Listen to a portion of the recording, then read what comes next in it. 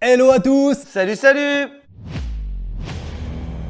Pour soutenir la chaîne, pensez à vous abonner, liker et commenter. Merci. Un plaisir d'être de retour cette semaine pour une nouvelle montre et une nouvelle marque qu'on n'a pas encore présentée. Super content de vous présenter cette marque-là. Alors, n'oubliez pas, passez un coup sur notre site internet, sur notre Instagram ou sur notre Facebook. N'hésitez pas à aller voir ce qu'on fabrique. Vous avez tous les liens dans la description. On vous rappelle qu'on a notre propre marque de montre, c'est pour ça qu'on vous dit ça. Et on vous offre même un petit code de réduction YouTube BH22 pour profiter de 5% sur les montres que nous, on vous propose. Alors, là, on va vous parler d'une montre dont on n'a jamais parlé. C'est la marque Spinnaker. On a été un peu se renseigner. Il s'avère qu'en fait, on a déjà fait quasi la même marque. C'est la marque Aviate. Et en fait, c'est la même boîte. Voilà, effectivement, on a été un petit peu surpris quand on a fait des recherches pour vous présenter la vidéo. C'est que Spinnaker fait partie du groupe Dartmouth. Et en fait, Dartmouth, c'est la marque Aviate qu'on vous a déjà présentée. On vous met le lien d'ailleurs d'une Aviate qu'on vous a déjà présentée. Et donc, effectivement, assez surprenant parce que pour le coup, Spinnaker, on voyait ça comme des montres plutôt qualitatives, etc. On était content un peu de vous présenter ça. Quand on a vu que c'était Dartmouth, le même groupe qu'Aviate,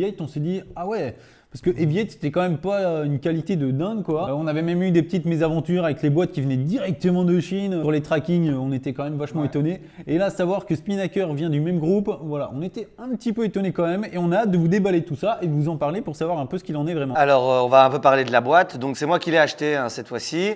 Et donc au final, je l'ai reçu et déjà directement, quand j'ai reçu la boîte, j'étais un peu choqué quand j'ai ouvert. On aurait dit qu'elle est déjà tombée par ici sur le coin, on dirait qu'elle était déjà tombée par ici sur le coin. Elle était bien emballée, hein, mais c'est vraiment, on dirait qu'avant même de l'avoir mise, elle était déjà abîmée. Donc ça, c'était déjà un petit point négatif. Franchement, donc le packaging qu'il propose est pas moche du tout, mais pourtant quand on te l'envoie déjà cassé, enfin déjà corné, c'est un petit peu triste. C'est pas très agréable de recevoir effectivement dans son colis la montre qui arrive, qu'on a payé quand même quelques centaines d'euros, avec la boîte déjà un petit peu abîmée, c'est pas super cool. Pour le prix, vite fait, je crois qu'elle était à 370 € et il me semble que eux, ils font toute l'année 25 ou 30% directement. Donc voilà, vous faites le calcul, je crois que j'ai payé ça 250. On va passer au déballage, donc bon, petite surboîte. Alors le surboîte coloré, la boîte aux couleurs de la surboîte, c'est vrai que c'est assez sympa. Bon. Fait penser à BMW avec les trois couleurs, non? Ouais, un petit peu, effectivement. Ouais. Au final, ça donne un petit côté sportif. On n'en a pas parlé, mais Spinnaker, finalement, c'est un peu l'univers marin quelque part. Aviate, c'était l'univers aviateur. Là, pour le coup, Spinnaker représente un peu l'univers marin, maritime. Et pour le coup, un petit peu plus haut de gamme quand même que Aviate. On a hâte de voir ça quand même parce qu'il propose du mouvement japonais, mais aussi du mouvement suisse. Donc, en tout cas, c'est censé être un petit peu plus haut de gamme que Aviate, mais en mode marin. En mode marin, du fait que du nom, Spinnaker, il représente une voile sur un voilier bien spécifique. Voilà, c'est ça. Le nom de la marque, c'est le nom d'une voile sur un bateau. Alors, bon, je l'ai vraiment laissé en état, donc les boîtes, elle est déjà cornée. Ça, c'est un petit peu tristounet. Une grosse mousse. Donc là, on a un vrai unboxing. Voilà, ça arrive comme ça. Pour le coup, elle n'a pas encore été déballée, celle-là, donc très bien. Donc moi, j'ai déjà directement vu ce petit papier emballé. J'étais là un petit peu, wow. Franchement, on dirait qu'elle sort directement du magasin de l'usine, quoi. Ça veut dire qu'elle part directement de Chine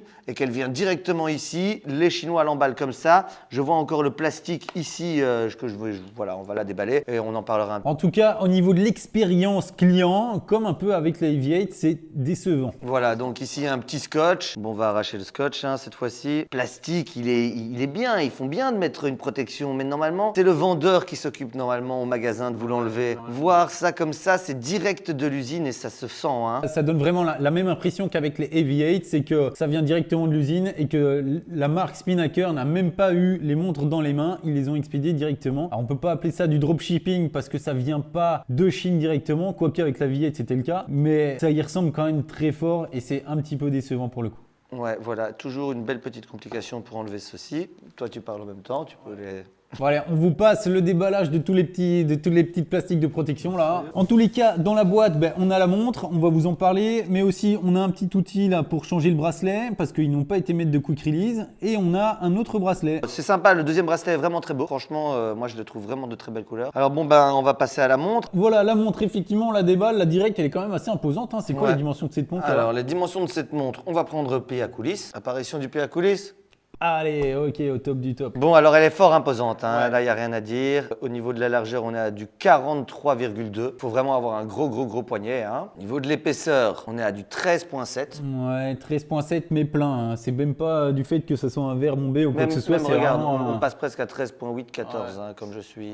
C'est vraiment un gros morceau là pour le coup. C'est un gros morceau. Alors de corne à corne, on se retrouve avec du 50. Alors, le corne à corne est très important par rapport à la largeur du poignet. Il faudrait normalement que l'entrecorne ne dépasse pas trop du poignet. Et ça, comme ça, on porte une montre plus ou moins adaptée à son poignet. Donc celle-ci, elle est vraiment bien large. Acier 316L. Alors au niveau du verre, est-ce qu'on a du saphir aussi? Oui, on a du verre On a du verre saphir. saphir, ok. Alors c'est une montre à combien ça? Alors, je disais à 370 €, hein. 370 €. Ouais. Mais ils font toute l'année une promotion. Alors, on a une lunette unidirectionnelle. Bon, effectivement, on a une lunette noire mat avec du doré ici et le contour de la lunette qui est cranté là, qui est doré aussi. Ça donne plutôt bien entre les deux là. C'est une bonne association de couleurs. Oui, très jolie. Alors, je vous avoue que quand je l'ai vue en photo, elle me semblait beaucoup plus jolie. Et que là, personnellement, là, je la trouve moins jolie. Donc là, on a un cadran, effectivement, comme tu disais tout à l'heure, noir, assez texturé, un peu en relief. Bon, alors c'est pas solide, c'est rien du tout. C'est vraiment une espèce de texture un peu comme du bitume, effectivement, tu disais tout à l'heure. On a du Luminova sur des énormes index ronds. La trotteuse, elle a le petit